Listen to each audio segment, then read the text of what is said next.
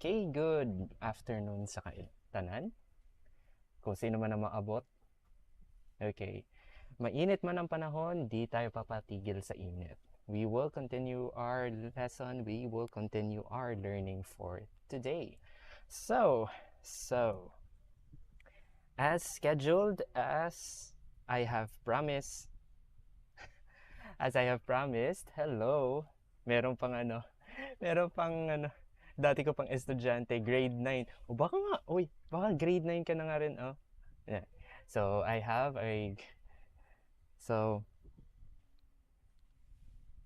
hello. Nothing will beat us from continuing our lessons and learnings. So, as I have given, I am now working at Oboob Integrated School. I will be giving a supplement online video lesson para sa mga students nakon. Shoutout sa grade 9 sa humility and understanding, which will be the intended audience for today. So, hopefully, kung sino mga friends na ko dira sa Facebook na nagtan-aw lat, okay raman, public viewing, naka-public naman po kasi ang ang live stream na to. And also, this live stream is also on YouTube. So, Facebook and YouTube ni siya sara. Kung hain sila makakita, wherever they are, whatever is convenient to them, edi okay. So, our schedule for today, for 2 hours, 2 hours gayod. 2 hours will be from 3 to 4 will be Science 9, specifically Physics on Science 9. And then later on, Araling Panlipunan 9, which is about sektor ng agrikultura. Okay? So sit back and relax as we go on to the journey of learning more, even through the heat. Okay? So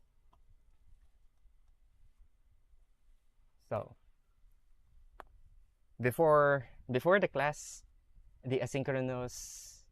before the announcement of asynchronous classes, we have talked about in Science 9 moving motions, moving objects, and we're talking about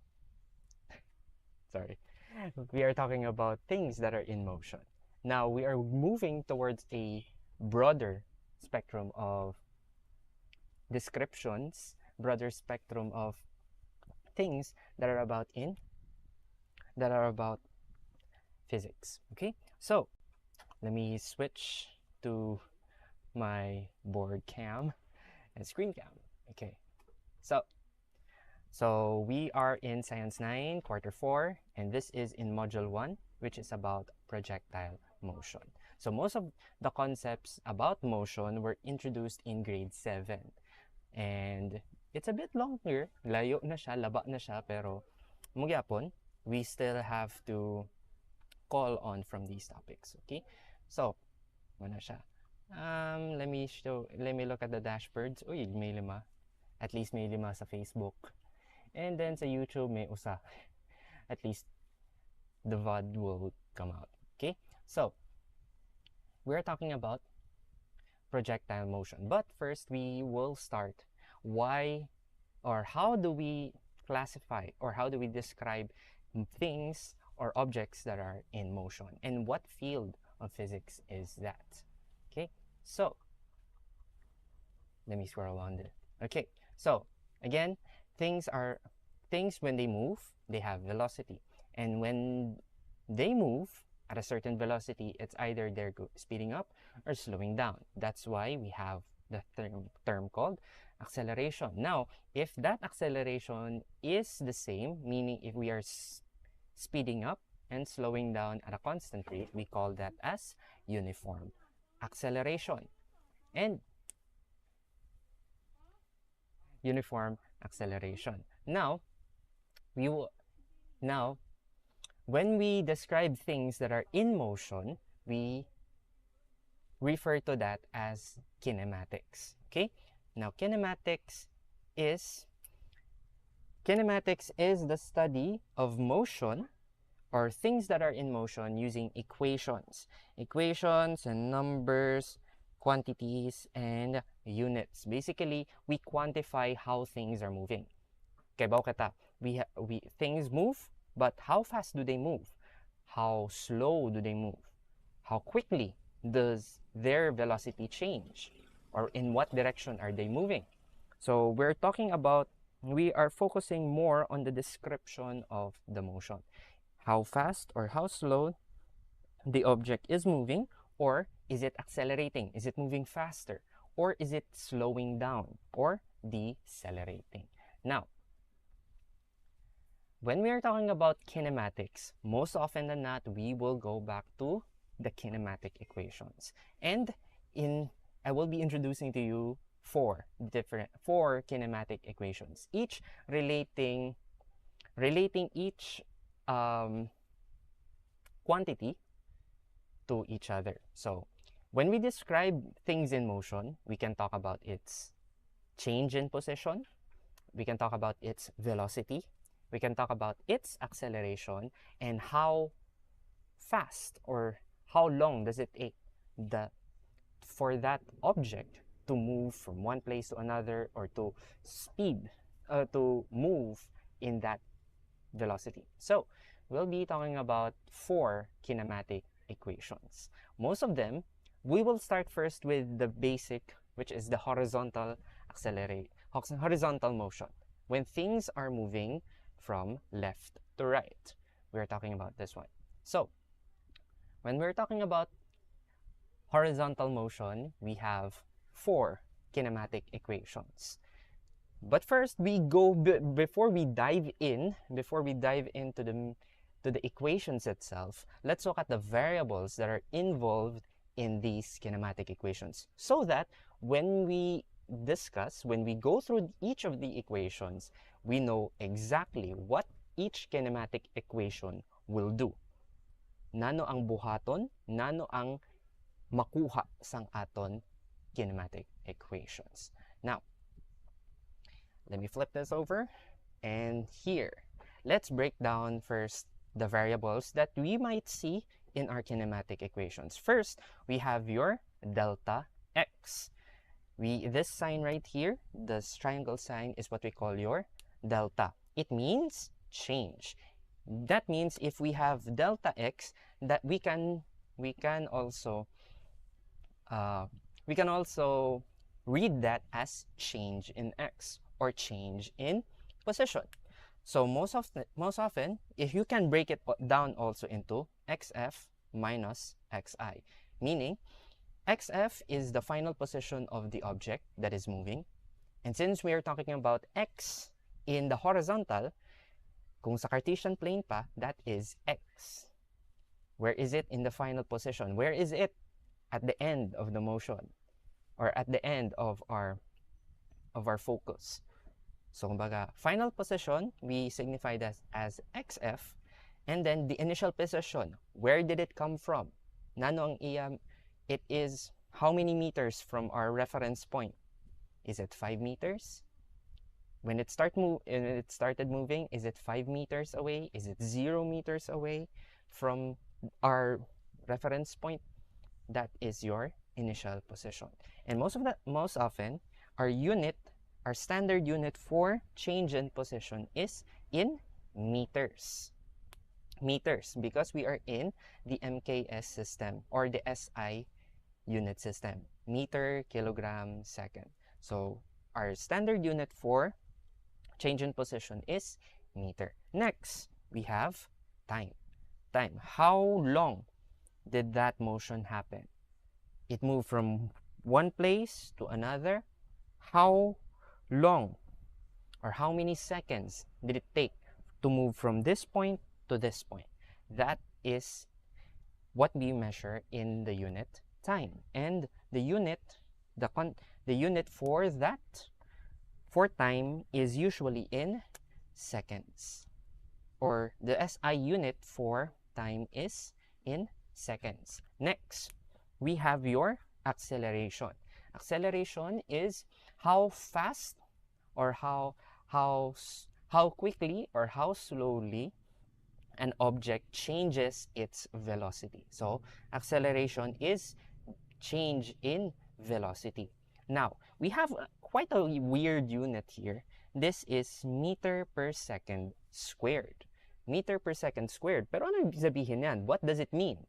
Meter per second squared, if you want to break it down, meter per second squared is just like this. Meter per second squared is actually meter per second per second.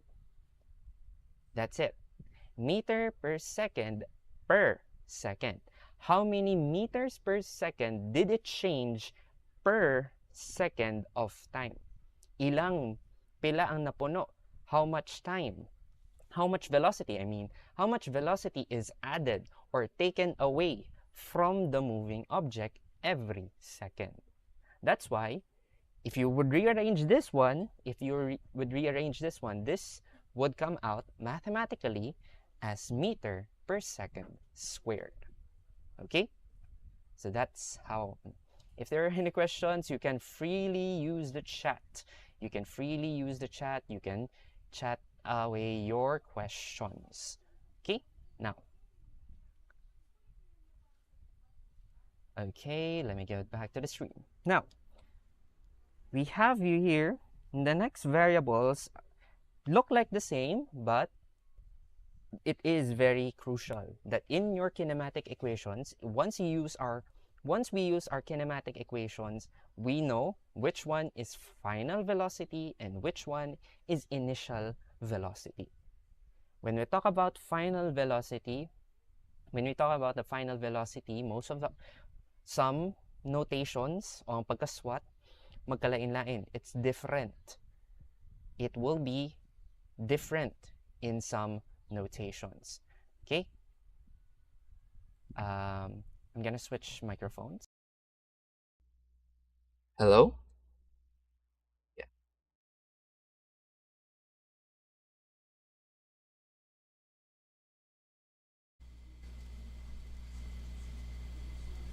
Yan.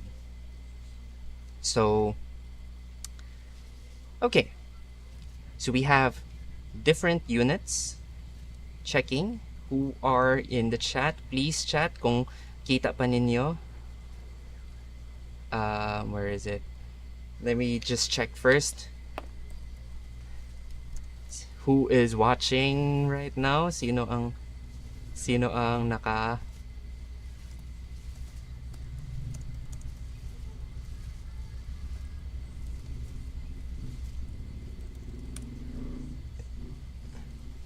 sino nagtanaw sa inyo? Basig naman iba na ang napadpad na kung saan ang napadpad na kung saan ang stream ko. Okay? Now. Okay. Hello, Andre. Okay. So. Okay, let me get back to it. Okay. Now, may arakat tayo duha. Pirmi.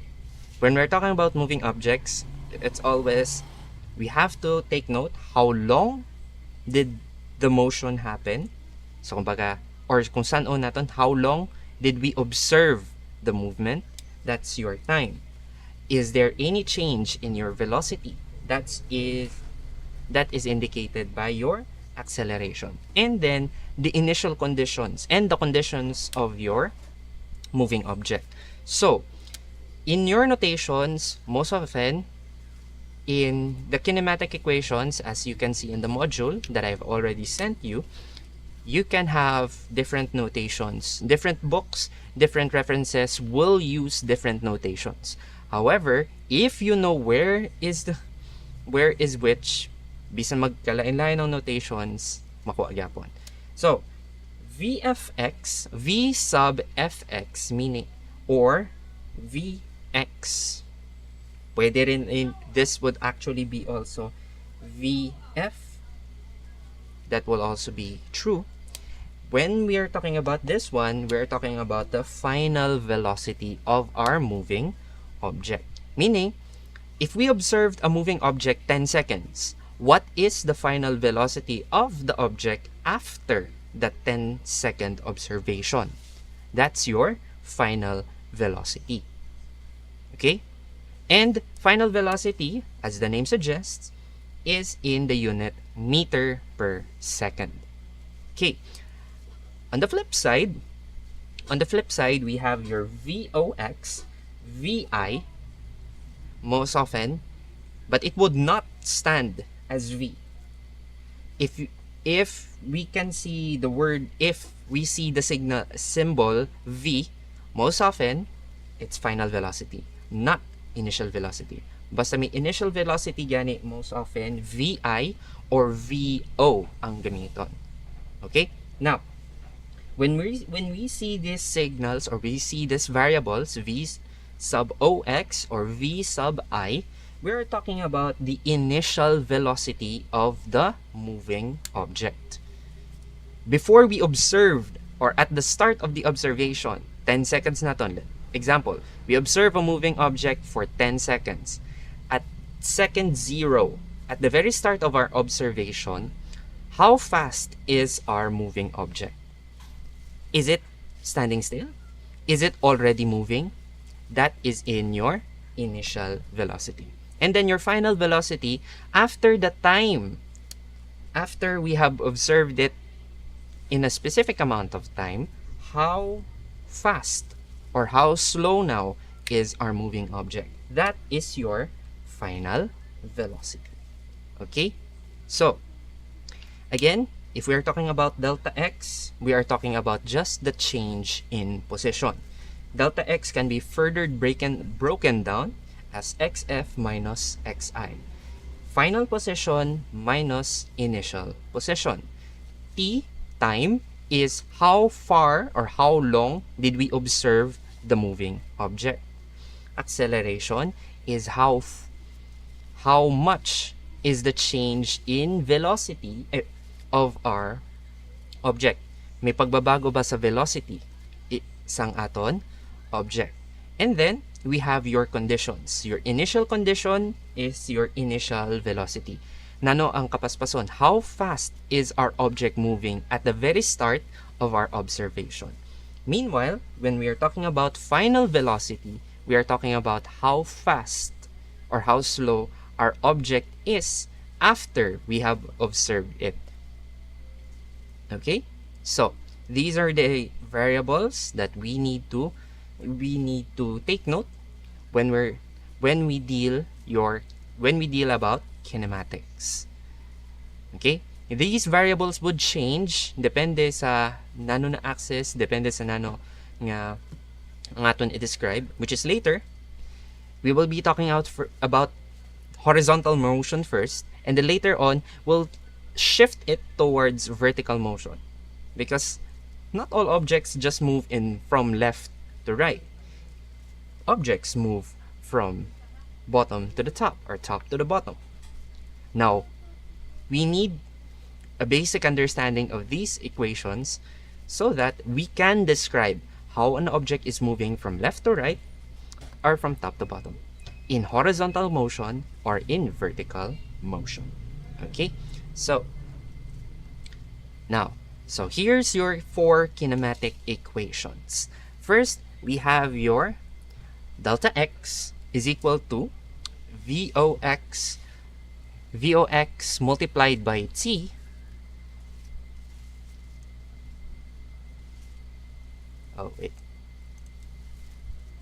VOX delta let's start again.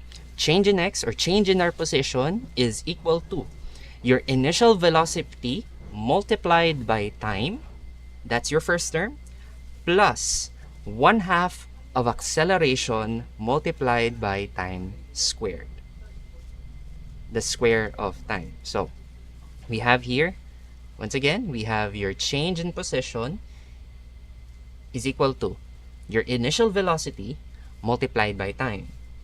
And then, added to that is the term 1/2. Oh, sorry. Let me move that back again.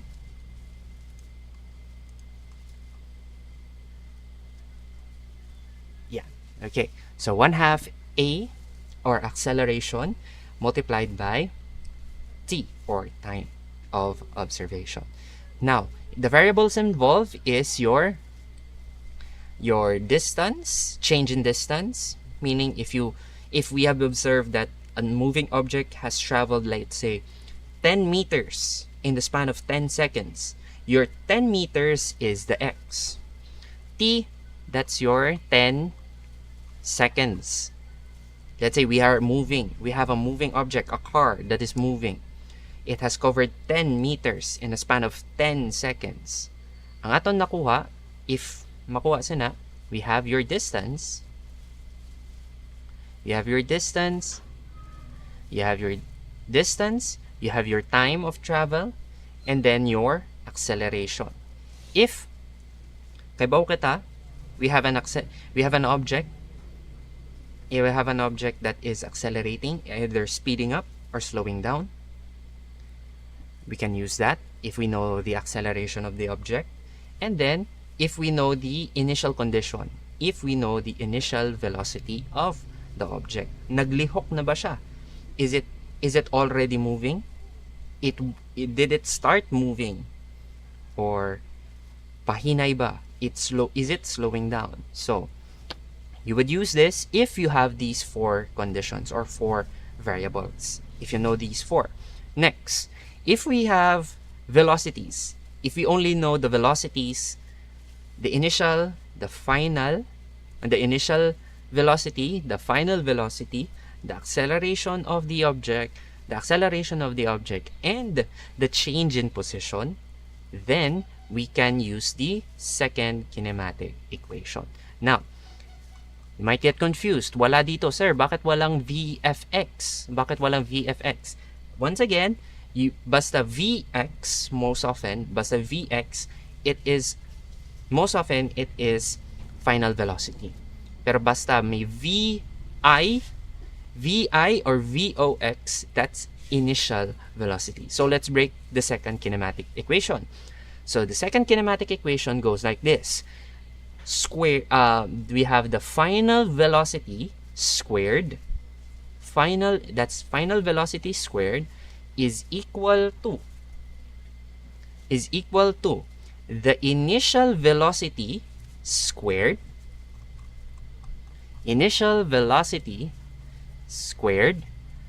plus 2 multiplied by acceleration and your change in position, or x. So let's say, for example, we have a moving car that is traveling at around 5 meters per second. Simple lang, 5 meters per second.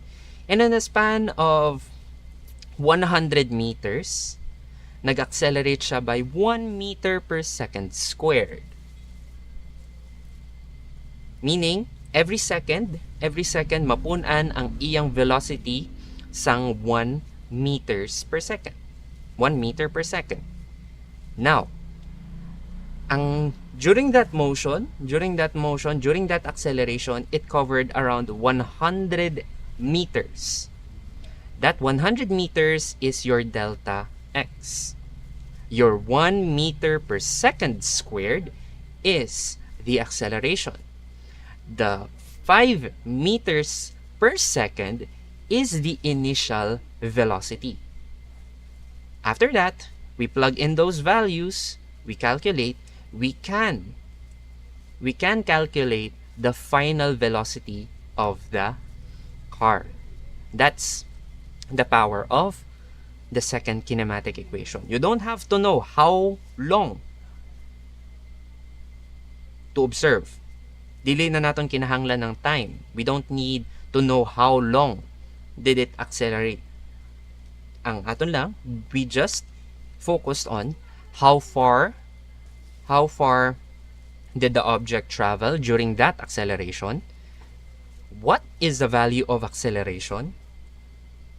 And then the initial and final velocities of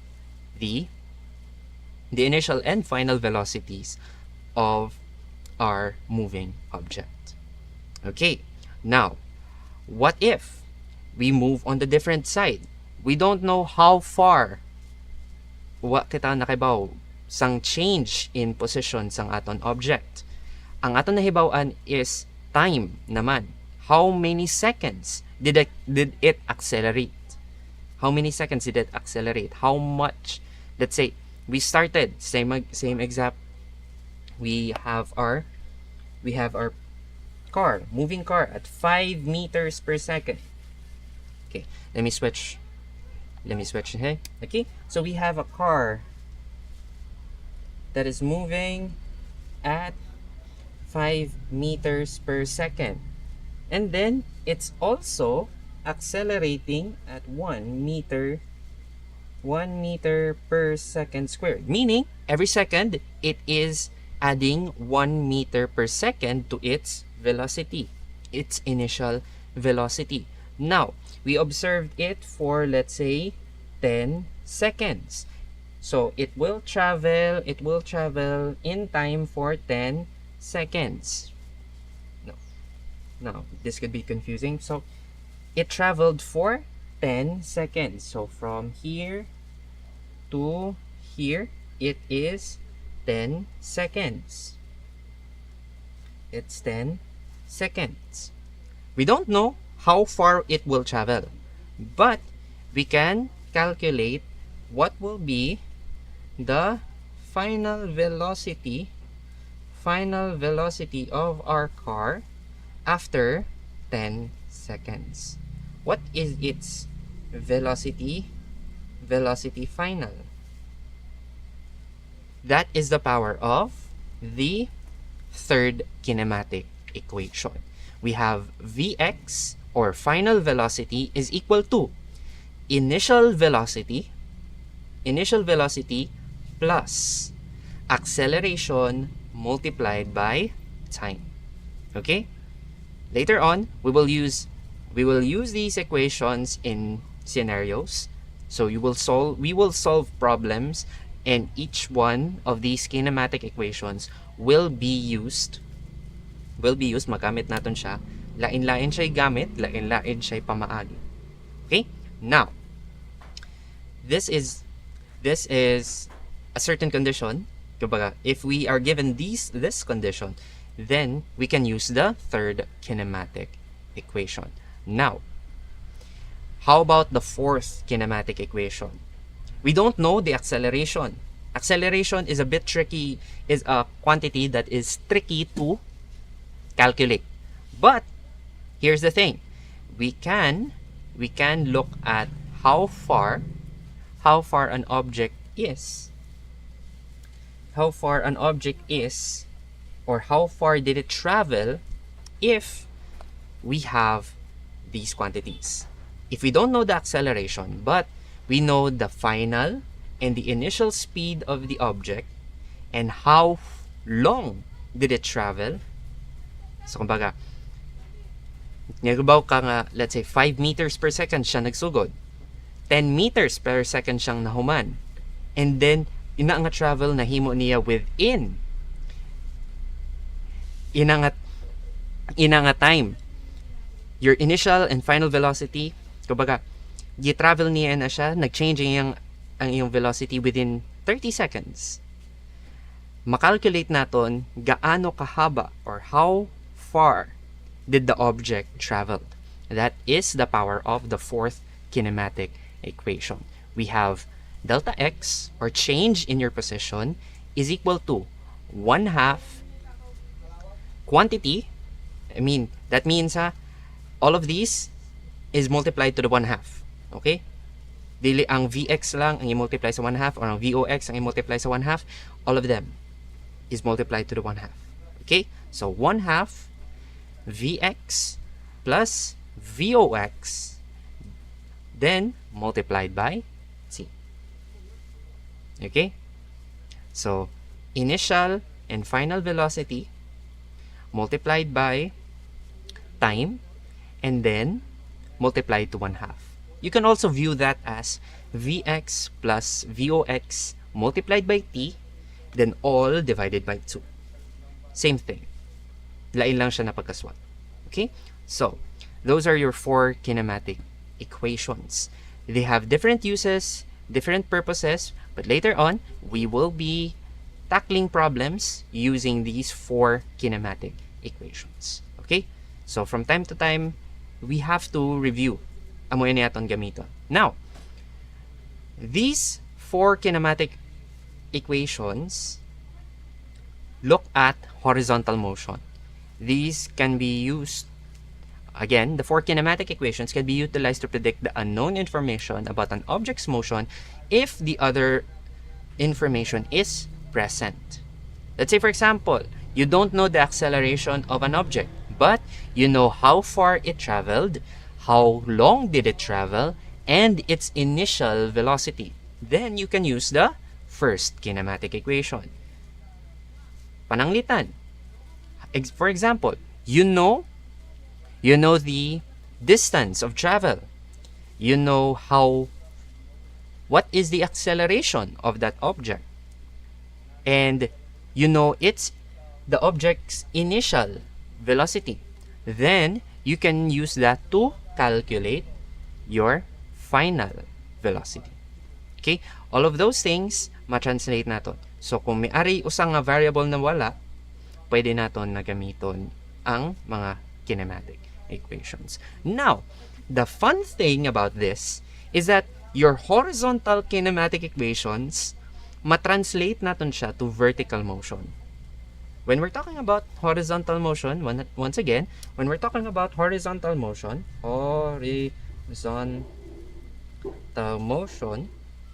again, it's horizontal. We are just moving from left to right. Acceleration can be anything. Initial velocity can be anything. Final velocity can be anything. But when we're talking about vertical motion, there is one fundamental change.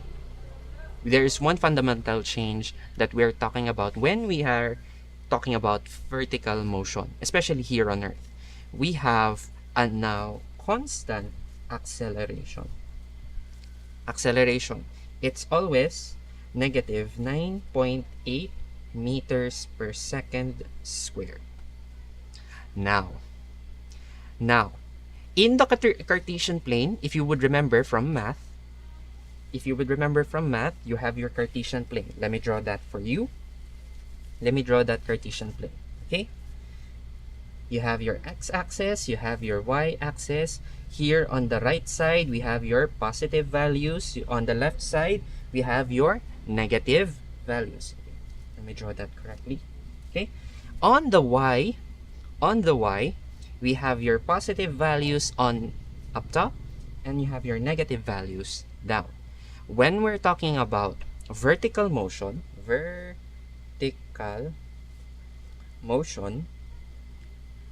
our acceleration due to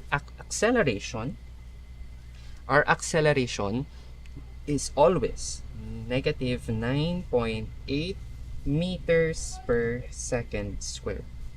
Meaning, if you have an object that is moving vertically, meaning we're moving up, down, from top to bottom or bottom to top, the acceleration that it will experience here on Earth is always negative 9.8 meters per second.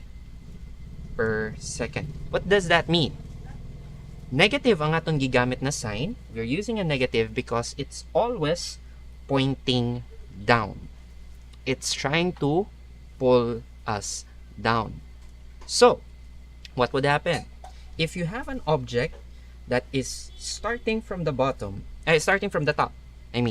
if you have an object starting from the top, right here, like a ball, its initial velocity, let's say if it is from the top, its initial velocity will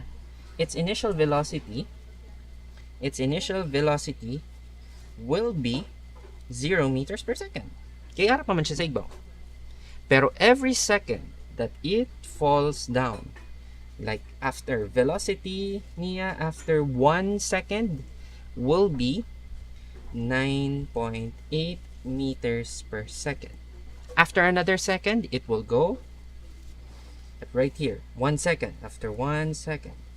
After 2 seconds, it will become, I'll put it negative lat yapon. Okay ha? Magbutang ako yung negative because everything, shaky. It will be, all objects moving down has a negative value. Moving down, manday ha, negative gani ang values ng velocity, it's moving down or to the left, and then if it's a positive one, it's moving up or to the right. Remember that. Okay, so that's our convention. If it's moving down, it will go negative. If it's moving up, its values are positive. If it's moving to the left, it's negative. If it's moving to the right, it's positive. Just like in math, the Cartesian coordinate system. Now, I have put negative here because our ball is moving down at 9.8 meters per second. After 2 seconds, it will continue 19.8 ay 19 naman, 9.8 plus 9.8, it will be 19, it will become negative 19.6 meters per second. Now, its sign will be negative because it's falling down. It is falling down. So every second, it will gain velocity. However, the direction, because it's going down, it's going negative. Negative means downward, or negative means side, to the left. Now, all of that will result to this one. So we can still use the kinematic equations from horizontal motion. Amo gyapon. However, we will be changing A to G or A sub G. Okay? Here's how. In horizontal motion,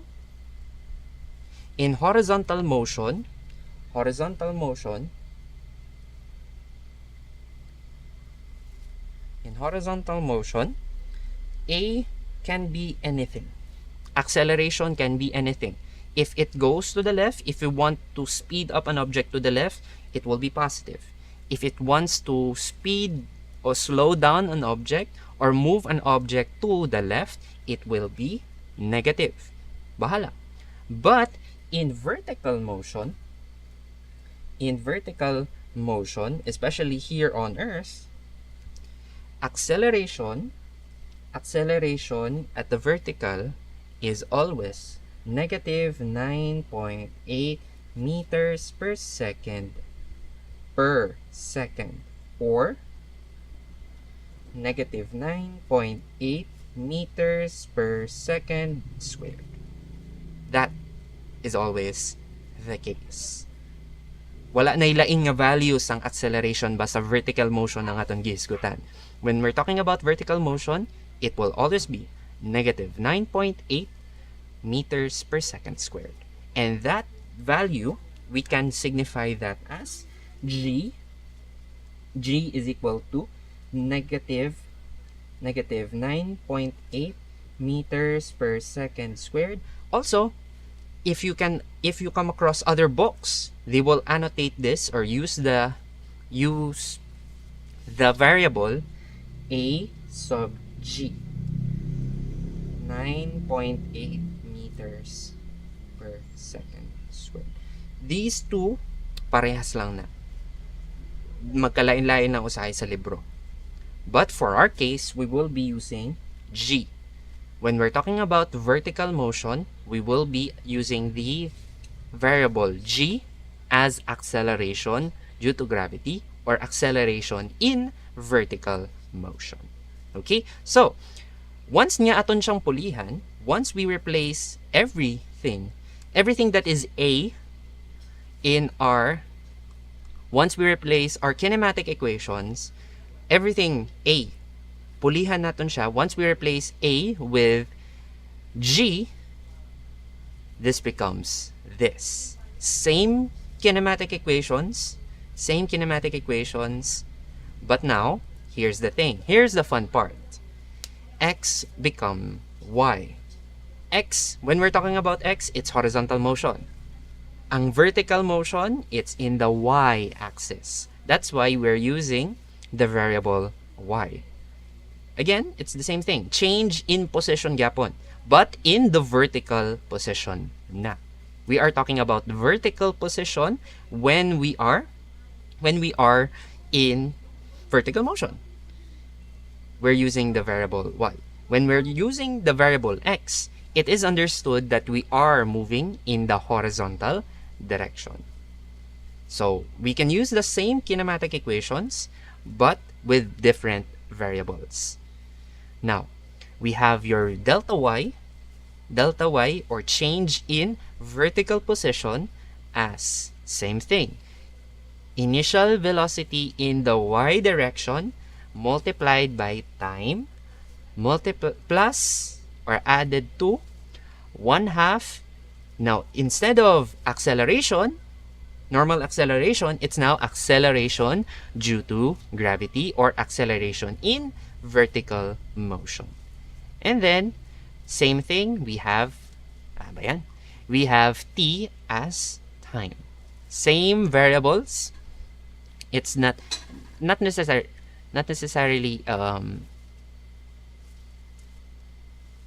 it's not necessary. Oops. Let me fix this thing up. So let me fix this again.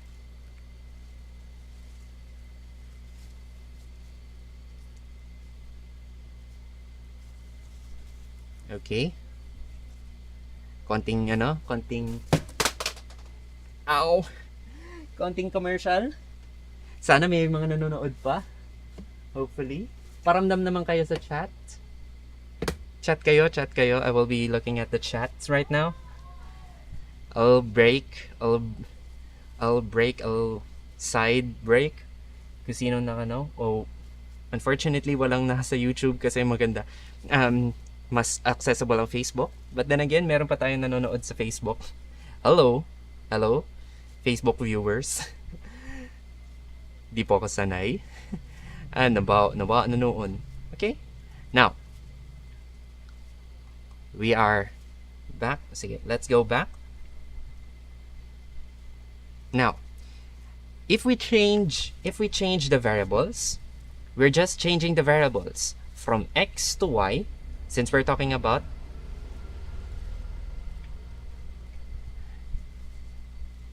we're just changing the variables. Now, if we're talking about x and y, if we're talking about horizontal motion, we're using x, change in x.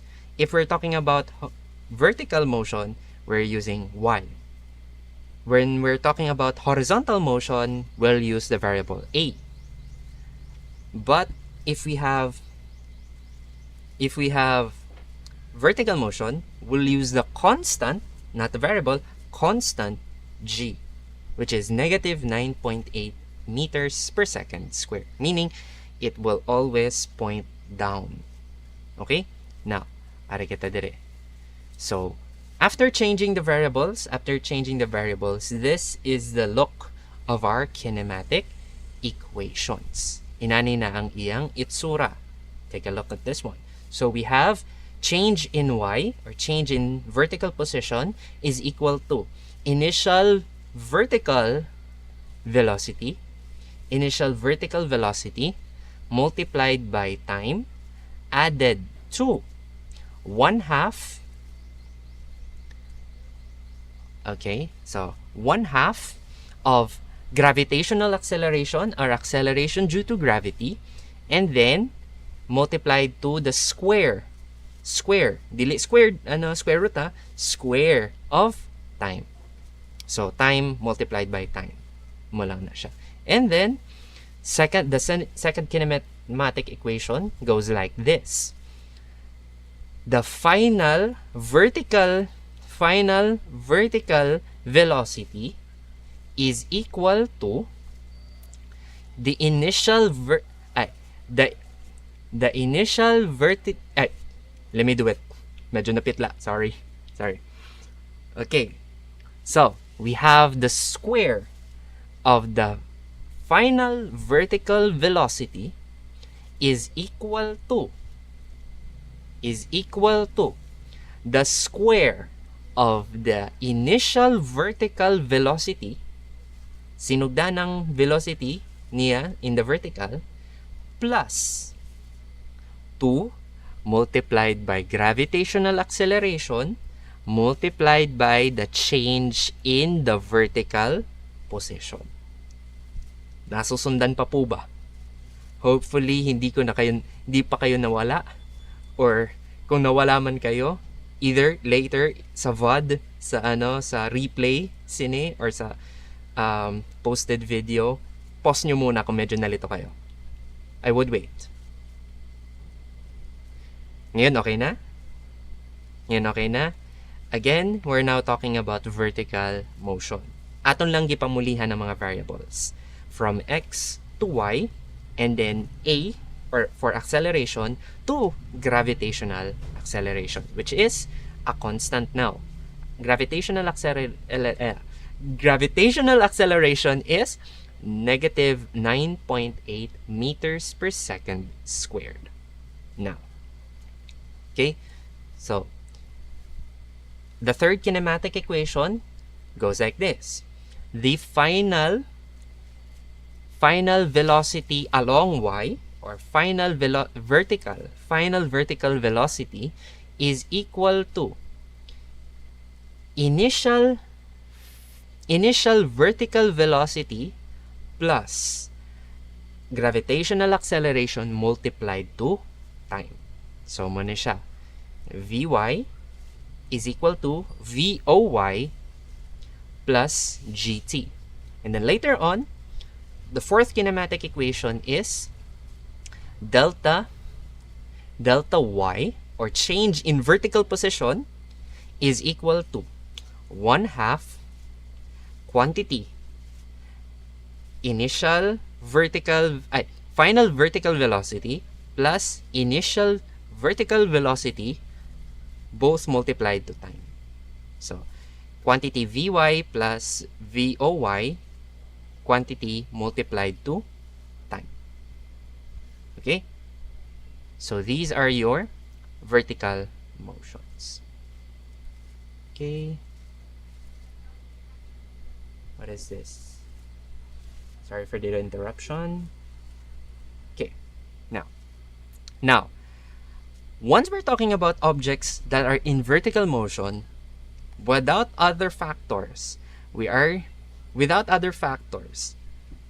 like wind resistance, drag, or other forces like thrust, when we are talking about objects that are under gravitational acceleration, wa nay lain nga forces, wa nay lain nga factors, we are talking about free fall motion. Again, free, no other factors, fall. It is falling down, moving towards the earth at a constant acceleration of negative 9.8 meters per second squared. Okay? So, these are recall concepts. As far as I know, these are introduced during grade 8. But then again, we have to review so that we have a solid foundation before we go to the next concept. Okay? So, an object in free fall experiences acceleration. All objects, meaning if they're all objects, experiences an acceleration of negative 9.8 meters per second squared. Negative sign is a downward acceleration. It wants to It wants to pull down. Okay? Always explicit, ang explicit na value, G, is always negative 9.8. Negative 9.8 meters per second squared. Remember the units because later on we will use that to check our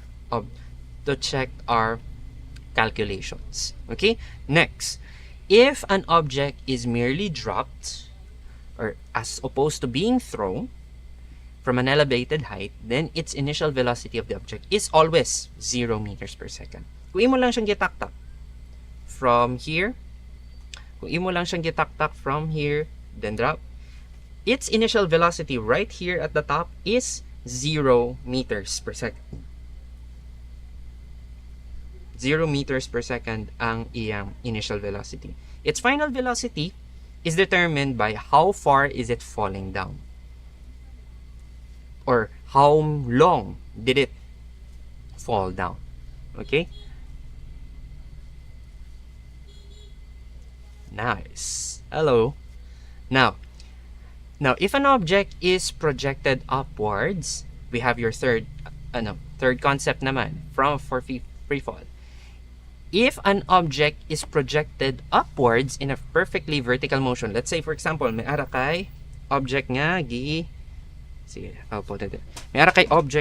gilabay straight up.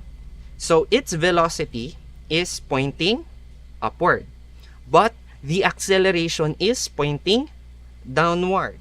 It wants to reduce the velocity of that object.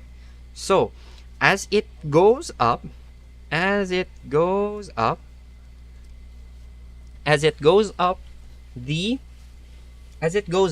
will slow down. Makita naman nato na siya. We can observe that as we throw objects up, it will have a velocity. Paspas siya, pero igay abot sa igbaw, muhinay, maurong kadali, then balik na siya paubos. At the instant it reaches its peak of trajectory, its velocity is 0 meters per second. So, let me draw that for you. So, once we have an object that is being thrown upwards, there it has vertical velocity. May hara siya velocity. Now, this is your initial condition. As it moves up, ari siya kalina diri, as it moves up, ari na siya diri, your velocity will definitely go smaller and smaller because acceleration is downwards. So every second, because it's negative, it's subtracting from the velocity of your object. Nakukuha ba? At the very start, you have your positive velocity. Padong man paigbaw. Pero every second, it is changing in velocity. It is getting subtracted. Nababawasan siya ng 9.8 meters per second kada segundo. That's your gravitational acceleration. By the time it reaches up its peak, let's say ara na siya diri sa igbaw, ari siya diri kalina, at the very top, it has no vertical velocity. Wala na siya vertical velocity because it has lost all of its vertical velocity to the negative acceleration. Now, after this, mabaliktad na. Once it reaches from the peak, it's just free fall balik. Every second it will gain from here. It will gain from velocity 0. Every second, it will now gain 9.8 meters per second. But, not in the positive direction, dili pa igbaw, kundi paubos. Kay ang direction sa aton acceleration, the direction of our acceleration is downward. So, at one point right here, we have your velocity that is going negative, because we have your acceleration that is negative. And then it reaches at the bottom. Wait, let me draw that. At the bottom, at the very bottom, we have your very large, we have your larger vertical, we have your larger vertical acceleration that is pointing downward or negative. So, if we are throwing objects upward, we are slowing down. If we are letting objects fall down, we are speeding up. We are accelerating. However, it is downward. So, negative ang iyang mugawas. Okay? So, that's how, the instant it reaches its peak of its velocity, its velocity is 0 meters per second. Then, that value can be used as one of the parameters in the kinematic. And then, if an object is projected upwards in a perfectly vertical direction, then the velocity at which it is projected is equal in magnitude and opposite in sign to the velocity that it has when it returns to the same height. Sir, that is, di ko po maintindihan. How do I do that? Simple thing. Kung nano siya kakusgon, nga gilabay pa igbaw, inigbalik niya amulat sa kusog. Okay? So let me draw that thing. Let me draw that for you. Okay? Let me just exaggerate this. Okay? Para makita lang. So, you have your ball. We have your ball getting thrown up at a velocity. Let's say we'll have 5 meters per second. We have a positive velocity. That means it's going up. So, after a few portions of a second, actually, hindi siya magiging whole second eh. After 1 second, after a few seconds, it will reach 1 point. Ari na siya dire. Here, at this point, it will have a velocity of 0 or 0 meters per second. Dira siya maurong. Because your acceleration is constantly negative 9.8 meters per second. It's always 9.8 meters per second. I'll put it right here.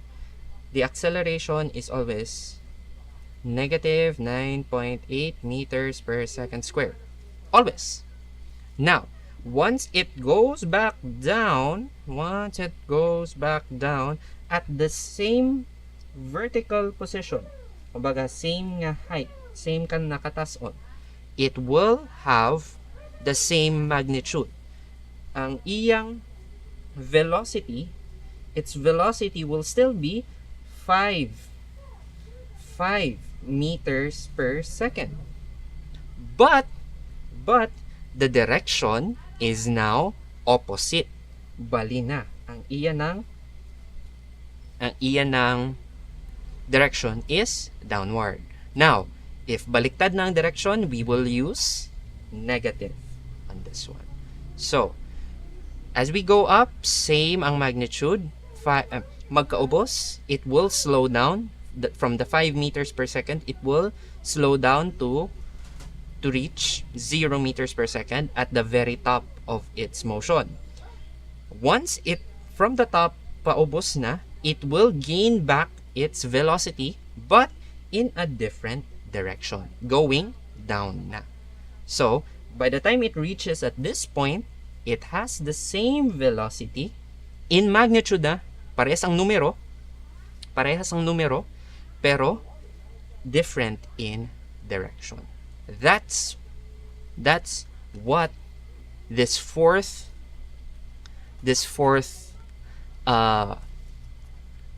statement about free fall is about. Okay? Now, so right on cue. This is 4 o'clock. So 4 o'clock na. This we will be wrapping up Science 9 for today. By Monday, hopefully we have a different arrangement, a better arrangement on Monday. But if nothing happens, if nothing is changed, kita-kits pa rin, alas 3 ng hapon, 3 to 4 p.m., we will be talking about Science 9, especially physics. Okay, so we will continue on this one, but before we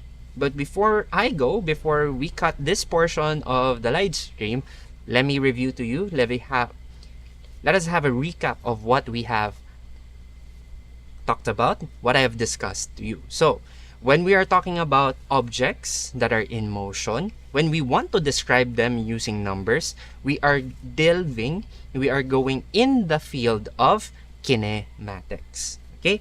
So, we are in the field of kinematics, describing objects in motion using equations and numbers. Now, in the heart of kinematics are these kinematic equations. How do we describe them using equations? These are your equations. We start with horizontal motion. Objects that are moving from left to right or in the horizontal axis can be described using these 4 horizontal kinematic equations. Now, we can describe objects that are moving in the vertical direction, up, down, bottom to the top. We can describe them using the same kinematic equations, similar kinematic equations from horizontal motion, but with a key change. We change the variable from x to y, signifying that we are talking about from horizontal to vertical, and we're changing a, or acceleration, to a constant one, which is negative 9.8 meters per second squared. Sa horizontal, variable, pwede magbago-bago. Pero once gani, naara na kita sa vertical motion, it's constant, negative 9.8 meters per second. Simple note ngayon, this only applies to Earth. Okay? If we are here on Earth. If we are on a different planet, that acceleration might change. But that's another topic for discussion. Okay? Now, we have changed the variables, and then we have reviewed concepts and conceptual characteristics of free fall motion. That all objects falling will experience an acceleration of negative 9.8 meters per second. All objects thrown, all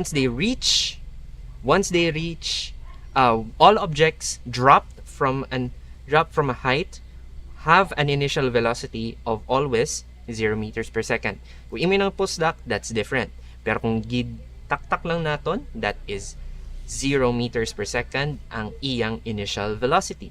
Next, if we throw an object up perfectly vertical, at the very top of its motion, its velocity will become 0 meters per second.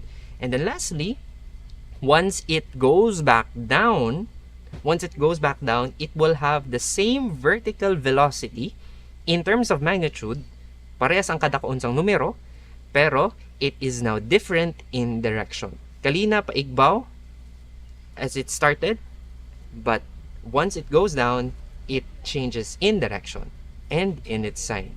Positive paigbaw, negative paubos. Okay? So, if there are any questions, iswat na daan sa inyong mga papel, i-chat na ninyo sa mga group chat naton, and then I'll have a little break, a 5-minute break, so that